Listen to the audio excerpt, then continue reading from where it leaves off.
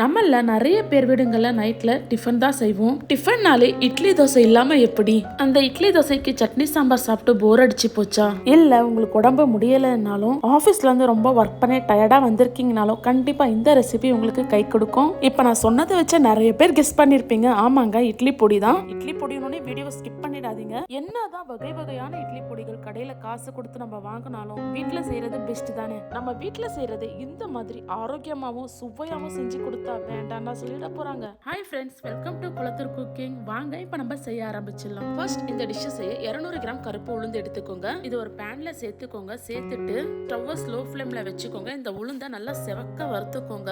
High ஃப்ளேம்ல வச்சு வறுக்காதீங்க. High ஃப்ளேம்ல வச்சு வறுத்தீங்கன்னா சீக்கிரமா கலர் சேஞ்ச் ஆயிடும். பருப்பு உள்ள இருக்க ஈரப்பதம் அப்படியே தான் இருக்கும். நம்ம ஸ்டோர் பண்ணி வைக்கும்போது சீக்கிரமா வண்டு வந்துடும். அதனால கொஞ்சம் டைம் எடுத்து ஸ்லோ ஃப்ளேம்லயே வச்சு வறுத்துக்கோங்க. உங்களுக்கு கருப்பு உளுந்து கிடைக்கல அப்படின்னா வெள்ளை உளுந்துலயும் பண்ணலாம். ஆனா நம்ம வீட்டுல இருக்கிறவங்களுக்கு ஹெல்த்தியா செஞ்சு கொடுக்கணும்னு நினைச்சீங்கன்னா கருப்பு உளுந்துலயே பண்ணிக்கோங்க. கருப்பு உளுந்து எல்லா கடைகளிலுமே கிடைக்குது. இந்த கருப்பு உளுந்துல ஏகப்பட்ட ஹெல்த் பெனிஃபிட்ஸ் இருக்குங்க. இது எலும்புகளை வலுவாக்கும், ஹார்ட்டுக்கு ரொம்பவே நல்லது. அது மட்டும் இல்லாம உடல் எடையை குறைக்கும், மலச்சிக்கல் நிற்கும். இந்த மாதிரி ஏகப்பட்ட ஹெல்த் பெனிஃபிட்ஸ் இந்த கருப்பு உளுந்துல இருக்கு. நம்ம வீட்டுல இருக்க குட்டீஸ் தான் எது கொடுத்தாலும் சாப்பிடவே மாட்டாங்க.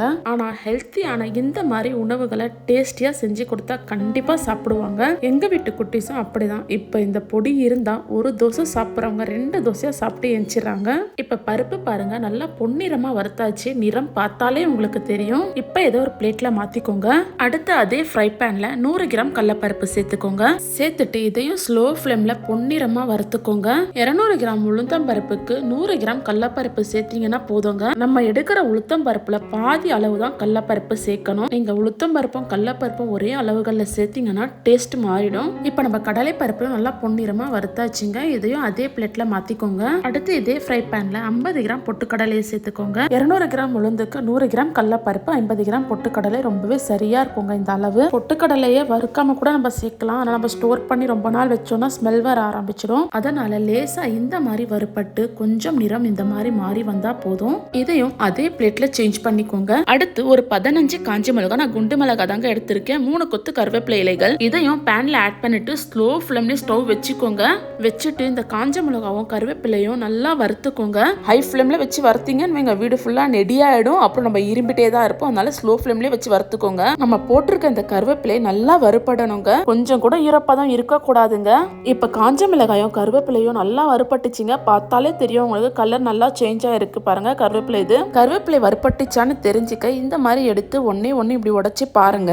இந்த மாதிரி நல்லா முருகலா உடையணும். இந்த மாதிரி உடைஞ்சிச்சுனாலே வறுபட்டுச்சுன்னு அர்த்தம். இதையும் அதே பிளேட்ல மாத்திக்கோங்க. அடுத்து ஃப்ரை பேன்ல 1 டேபிள் ஸ்பூன் எண்ணெயை சேர்த்துட்டு இந்த மாதிரி முழு பூண்டு இருக்கு இல்லையா, இதே மாதிரி நான் 2 முழு பூண்டு எடுத்திருக்கேன். அதை இந்த மாதிரி 2 பாதியா கட் பண்ணிக்கோங்க. நான் இன்னைக்கு தோலோட தாங்க சேர்த்திருக்கேன். தோலோட சேர்க்க உங்களுக்கு விருப்பம் இல்லை அப்படின்னா நீங்க தோலை நீக்கிட்டு கூட சேர்த்துக்கலாம். ஆனா கண்டிப்பா இந்த மாதிரி 2 பாதியா கட் பண்ணிக்கோங்க. இந்த பூண்டை ஃப்ரை பேன்ல ஆட் பண்ணிட்டு ஸ்லோ ஃப்ளேம்லயே நல்லா வறுத்துப்போம். நான் ஏன் இன்னைக்கு தோலோடைய பூண்டு சேர்த்திருக்கேன்னா இட்லி பொடியோட ஃபிளேவர் ரொம்பவே சூப்பரா இருக்குங்க. கண்டிப்பா ஒரு தடவை இந்த மாதிரி ட்ரை பண்ணி பாருங்க. இட்லி பொடியில பூண்டு தோலோட சேர்க்கும் போது பூண்டு தோலா வராதா கூட நீங்க யோசிப்பீங்க. நம்ம பூண்டு வறுத்துட்டு இருக்கோம் இல்லையா, அந்த தோலும் பாத்தீங்கன்னா நல்லா கிறிஸ்பி ஆயிடும். மிக்சியில நம்ம அரைக்கும் போது தோலும் சேர்ந்து நல்லா ஃபைனா அரைஞ்சிடும். இப்ப பாருங்க பூண்டு நல்லா கலர் சேஞ்ச் ஆகி வந்துட்டு இருக்கு. இந்த டைம்ல இது கூடயே 3/4 டேபிள் ஸ்பூன் உப்பு சேர்த்துக்கோங்க. கூடவே 1/2 டேபிள் ஸ்பூன் பெருங்காயத்தூளையும் சேர்த்துட்டு பூண்டு கூட நல்லா கலந்து விட்டுக்கோங்க. இது ரெண்டையுமே சேர்த்ததுக்கு அப்புறம் 3ல இருந்து 4 நிமிஷம் இந்த மாதிரி வறுத்தீங்கன்னா போதும்.